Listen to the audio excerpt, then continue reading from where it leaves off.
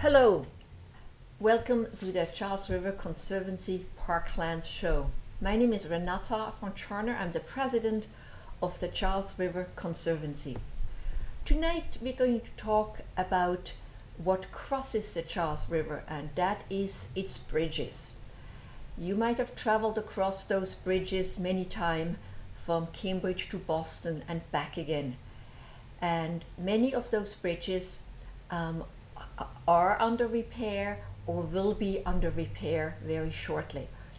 You might have traveled over the Craigie Bridge, which has finished, where the repair has been finished. BU Bridge has just been completed. The Longfellow Bridge is in the planning stage. And there are three bridges that are in different stages of planning. The Anderson Bridge is at 100% design, and the Western Avenue and the River Street Bridge are still in the conceptual design, but will soon be presented at public meetings for the 25% phase.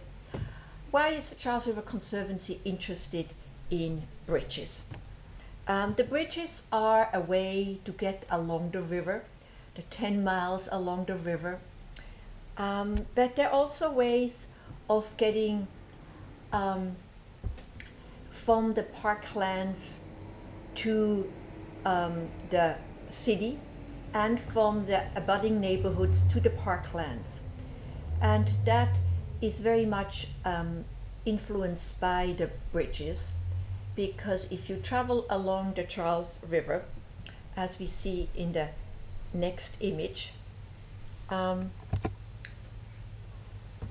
you have bridges at certain intervals, and you have underpasses sometimes. There's an underpass at the Eliot Bridge, there's an underpass at the BU Bridge on the Boston side, there are underpasses at the Longfellow Bridge, there's an underpass at the Mass Avenue or Harvard Bridge, but there are no underpasses at the Anderson, River Street and Western Avenue Bridge.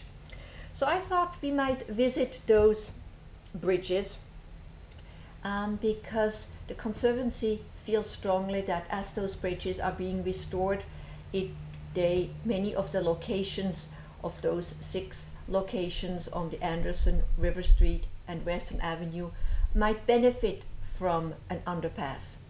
So we have undertaken some studies, and I am the beneficiary of the research by a citizen engineer by the name of Steve Kaiser, who has gone out there with a time clock and actually figured out how do those intersections work. And so we're trying to figure out where does it make sense to have underpasses like the ones that are currently in existence at the Eliot Bridge upriver. Although the Eliot Bridge doesn't have any at-grade crossing, which some people miss, because some people don't particularly like to go through underpasses, but here they don't even have another choice. So let's start with the Anderson Memorial Bridge, the bridge that links Harvard Square with the Harvard Stadium. And I have some pictures of how these bridge abutments look. Here we are on the Boston side to see how that looks like and whether that would be suitable maybe for an underpass that would go through the abutment. Here we are on the Cambridge side of that same bridge. And here we have the improvements as they are proposed currently by Mass DOT. So I think it's important to see whether those improvements create a situation that, as Steve Kaiser, who used to be a teacher and he loves to give things a grade, so he gave all the bridges a grade. And the Boston side of the Anderson Bridge, he gives it a clear F. Because there are, as he says, there is no pedestrian walk light, and there are 5 different phases of people turning right and left. That means there are very short spans of time where you can actually cross, and even if the crosswalks are repainted, that would remain to have all these different phases. So that's a bridge that definitely needs to be looked at as a possibility for an underpass. And the Boston side of the Anderson Bridge, Steve Kaiser says, but I have never seen the walk lights operable since both buttons have been broken for months, if not years. So he gives it a straight F right now, and we need to figure out whether once the bridge is restored and the intersection we see here will be there, whether we have a situation that we are happily to live with for next 50 to 75 years, or whether we want to see something different there. The Mass DOT has looked at the underpass that would go through the abutment, so it wouldn't affect the water surface or the arch at all. And we have illustrated that approach here, looking from on the Boston side, looking upriver, of how such an underpass could go through the abutment, and using geotechnical materials and respecting the architecture that is there now. Now let's go to the Cambridge side of this bridge. The Cambridge side of the Anderson Bridge, Steve Kaiser says here, this location is unique because one can push a button and stop all of the traffic. This feature was added by the MDC about 20 or 30 years ago, and it does the best possible job of handling the high volumes of Harvard students crossing the river on the bridge. There are delays waiting to cross the road by all pedestrians. The heavy volume of Harvard students means they keep the push button active during most of the day. The walk lights work as if there were a regular crossing time for pedestrians and bikes. And he gives that intersection a B+ as it is now, and probably it will be improved because there will be less turns allowed. So we are close to having a fairly good situation here. An underpass would not be justified because it would also mean a lot of curves to get around the Weld Boathouse, to avoid trees. So we have a situation here where at-grade crossing can be done quite safely. So this is the Anderson Bridge, and I hope that when you next go walking, jogging, bicycling along the river, that you look at that bridge, not just crossing the bridge, but also going along the bridge, of what do you think? How does this bridge work, and how can we improve it? And because it's important that these bridges, as they're being restored, they're going to work for many years. This is our money that is being spent. It's the money of the Accelerated Bridge Program, and we want those to work. Also, we want the bridge to work for the buses. That means a lot of people in one vehicle that cross between Allston, Brighton and Cambridge into Harvard Square. So we need to make sure that the buses also have a good phase to get into the city parts adjacent to the bridge. Let's go to the next bridge. The next bridge is the Western Avenue Bridge. And the Western Avenue Bridge, we have the Cambridge side on the right here and the Boston side on the left.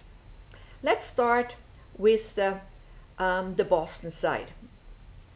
And I have some images here of the areas here. We are here the Boston side, so it shows the land between the bridge and the pathway. And I will go back now so you can see on the Boston side. There are walk lights and push buttons, and they have been added in recent years, says Steve Kaiser. But the timing of the lights is very poor. First, you must push the button, and then you get only 7 seconds of walk, followed by about 14 seconds of flashing "don't walk." All traffic on the bridge is stopped for a full minute. There is no reason why the walk light could not be on for 45 seconds. There would be no need for the push button. Walk would come on automatically. Today, most bicyclists simply ignore the "don't walk" lights and cross safely by themselves. So right now he gives it a rating of D, but he already makes suggestions of how that can be improved and probably move up to a C or B easily, because there's really only these 2 lanes of traffic coming from Cambridge. So it's a fairly easy situation. But on the Cambridge side, things are clearly more difficult. Here Steve says, path users can push a button and get a few seconds of exclusive walk time to give them a jump on a traffic. That's all they get. Afterwards, trying to cross on the walk means conflict with 2 different flows of turning traffic. This arrangement may be about as good as one can get with all that traffic, but it is still an unpleasant case of severe traffic conflicts. So he is less optimistic about that. Here are the improvements suggested for that, the at-grade improvements.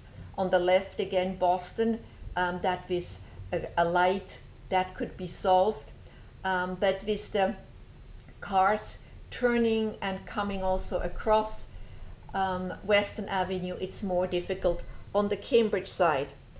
And just like with the case of the Anderson Bridge, Mass DOT has looked at an underpass solution, which in this case here, where what you see in red, needs some fill, because right now there is not enough land to put the pathway that would lead to underpass onto the right location in the abutment of the bridge. So that is the Western Avenue Bridge, and we will now go to the River Street Bridge, which is also the bridge where the turnpike comes in. You see the hotel there on the left. The turnpike comes in there, and it's a street that leads into Cambridge and River Street. And I will show again the abutments. First on the Boston side, on the upriver side, on the upstream side, there is quite a bit of land available. But on the downstream side, there's this very narrow bike path, which is really not even wide enough for bicycles to cross unless you really almost stop to a walking speed. And there's a seawall that goes right down. Currently there is no land there where one could put a pathway that would lead down to an underpass. So that would have to either land be added or with piers that go to that area. On the Cambridge side, we have a similar situation. On the downstream side, there is some land where one could put a pathway, but on the upstream side on Cambridge, there is again only just a seawall. So it would be necessary to put some piers down or put land down to put a pathway on that location. Mass DOT has produced this plan. This might be a preliminary plan, but it gives you an idea of how on the very challenging side, on the very challenging Boston side, of how they suggest to do that. And I would like to read again from Steve Kaiser's comments, the Boston side of the River Street Bridge. There are no pedestrian walk lights. In fact, he says, I remember him saying there haven't been any for decades. Crude crosswalk lines have been painted in the past, but pedestrians and bicyclists must poke their way through stalled lanes of traffic on the bridge. I would rate this location with a grade of F, and I think being at the moment where a lot of students are getting their grades, we all understand what he means by that, for pedestrian bike service. This is the nastiest crossing of all 6, and the turnpike traffic is not inclined to yield. So this is a very dangerous spot, and because it's dangerous for pedestrians and bicyclists, it's therefore also dangerous for cars, because there are always people who jaywalk, who try to cross. They try to anticipate where a car might turn because there is no designated light. The improvements will include a light, but are these improvements enough to make it easy for people to travel along the river, both for commuting and for recreational purposes? So these are the intersections, and again, Mass DOT has come up with a feasibility study to add an underpass, and as you can see from the rather large amount of red, which means infill, either one has to put some land in there, or one would put the connection between the existing pathway and the underpass on piers, which would both be cheaper and also wouldn't require so much filling of the area. So let's now also go to the Cambridge side of the River Street Bridge. In a sense, that is a similar situation as the Western Avenue Bridge on the Boston side, because they are just there's just the traffic coming from the bridge, which makes it much easier. And Steve Kaiser says the following of the Cambridge end of the River Street Bridge. No push button. The walk light comes on regularly at almost a minute. Then don't walk for about the same amount of time. This traffic light operation is working about as well as one could hope. But the intense traffic from the turnpike can be scary for path users. He gives it a B.